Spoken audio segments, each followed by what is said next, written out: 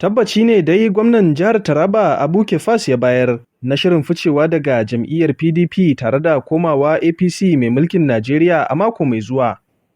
Yayin da yake zagayen duba wasu ayyuka a Jalingo babban birnin Taraba, gwamna Kefas ya ce a ranar 19 ga watan Nuwamban 2025 da muke ciki ne zai yi bankwana da jam'iyyarsa ta PDP kamar yadda Daily Trust ta rawaito. A cewarsa, komawarsa jam'iyyar APC na da alaƙa da ci gaba da tabbatar da muradun al'ummar jihar Taraba da kuma ƙara inganta makomarsu. Kafin wannan lokaci dai tuni kwamitin ayyuka na jam'iyyar APC ya ce shirye-shirye sun yi nisa don tarbar gwamnan. Kazalika, rahotanni sun tabbatar da cewa ɗaukacin mambobin kwamitin zartaswarsa sun mara masa baya wajen sauya shekar.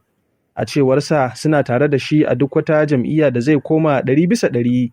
Kamar yadda kwamishinan kimiyya da fasaha na jihar Taraba Muslim Aruwa ya bayyana a madadin sauran kwamishinonin jihar.